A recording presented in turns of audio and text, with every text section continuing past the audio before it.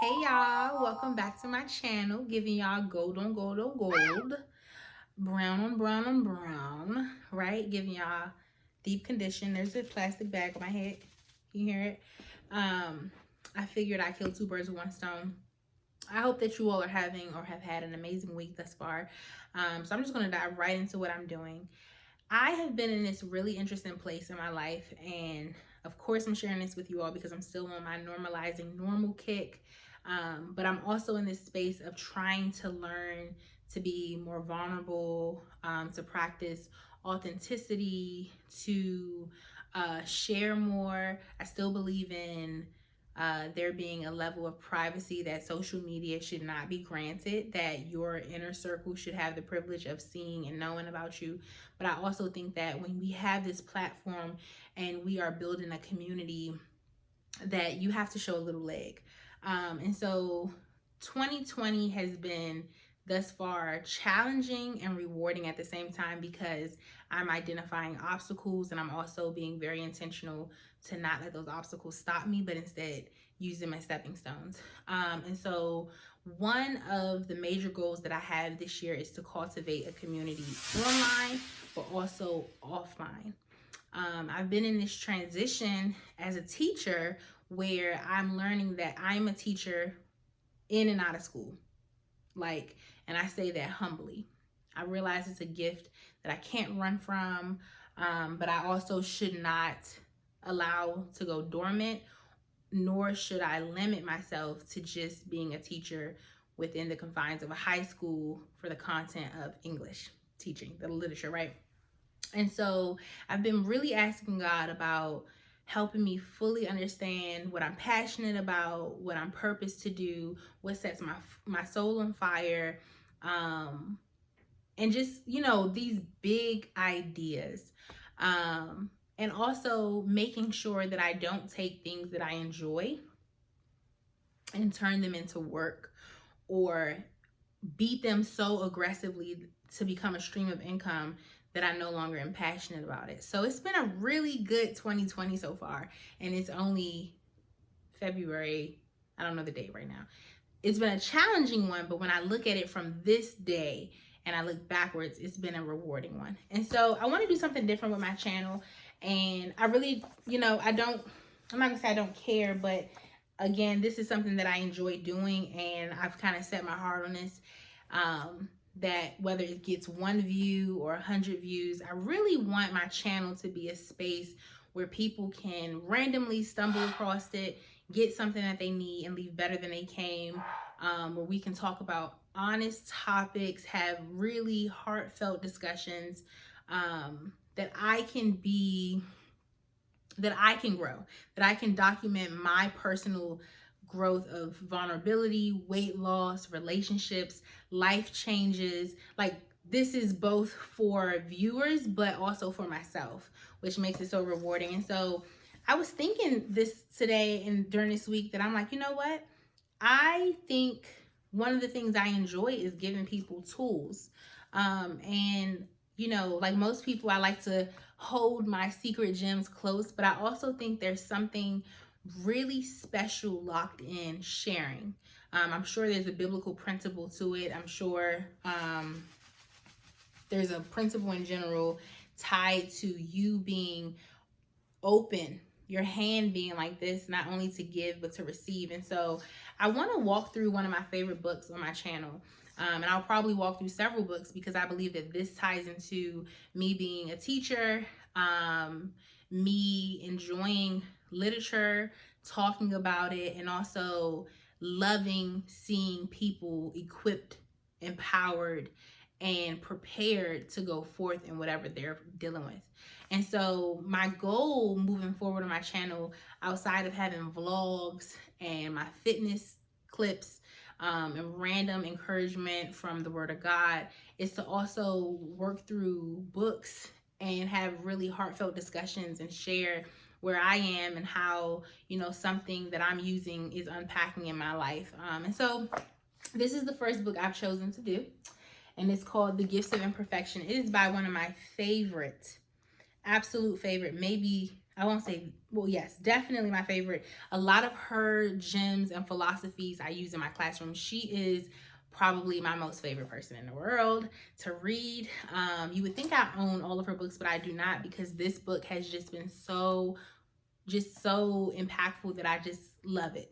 And so it's called The Gifts of Imperfection. It says, let go of who you think you're supposed to be and embrace who you are. And so today, the question that we're going to talk about or unpack is, do you know how to dig deep? Do you dig deep? And also to stop pushing past. So really quickly, let me just explain to you what is going on with this book. And if you choose to buy it to follow along, that's awesome. If you're here just to like steal the gems, you know, grab your notepad. My goal is to give you the most important, well, the whole book is important, but the things that I think will be like very helpful. So she talks about wholehearted living in her book. And essentially that's what the entire book is about, living wholeheartedly. And she says wholehearted living is about engaging in our lives from a place of worthiness. It means cultivating the courage, compassion, and connection to wake up in the morning and think, no matter what gets done and how much is left undone, I am enough. It's going to bed at night thinking, yes, I am imperfect and vulnerable and sometimes afraid, but that doesn't change the truth that I am also brave and worthy of love and belonging. So that is essentially what wholehearted living is about. Knowing that you're not perfect, things don't get done, but you're still enough. That you are sometimes afraid, you're imperfect, you're vulnerable, but it doesn't change the truth that you are brave and also worthy of love and belonging. And so, again, today's topic is about digging deep. Okay? And so she says in the book, I made a promise to myself that when I felt emotionally, physically, and spiritually done, I'd try slowing down rather than relying on old standbys, which included pushing through, soldiering on, and sucking up. She says, here's what I found. Men and women who live wholeheartedly do indeed dig deep. And so this is a lot, but I want you to like listen in. I'm trying to read nice and slow so you can gather it. So here's what digging means. The D stands for being deliberate in their thoughts and behaviors through prayers, meditation, or simply setting their intention. The I is inspired to make new and different choices. The G is going and taking action. And so what she says is that when she is finding herself, you know, let's say exhausted, what used to be her norm was just pushing past it and continuing to work. And she said, now in this season of wholehearted living, which means what I originally read, but also understanding that life is about balance. Instead of pushing through, soldiering, sucking it up, and doing it, she is choosing to sit still and dig deep. And so what that looked like for her, she said, I tried the new dig deep to get deliberate, inspired, and going. I told myself, if you need to refuel and losing yourself, she was talking about how she scrolls online. Losing yourself online is fun and relaxing, then do it. If not, do something deliberately relaxing.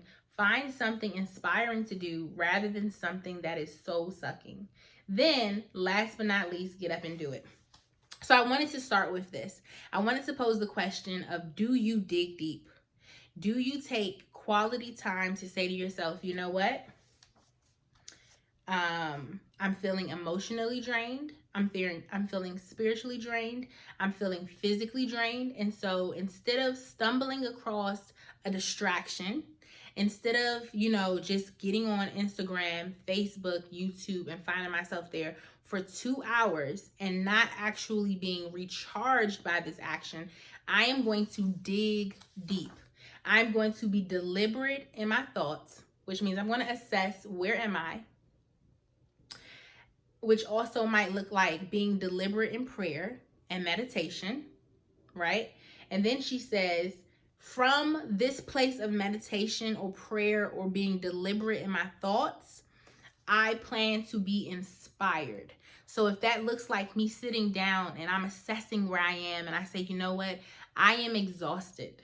I am in need of attention. I am in need of cuddles. I'm in need of quality time with someone who will affirm me.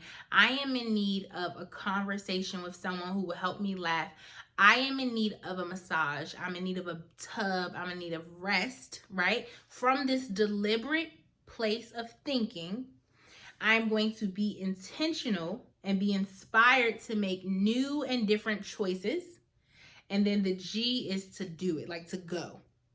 And so, again, the question today is, do you dig deep? And if you don't, this is a good day to start.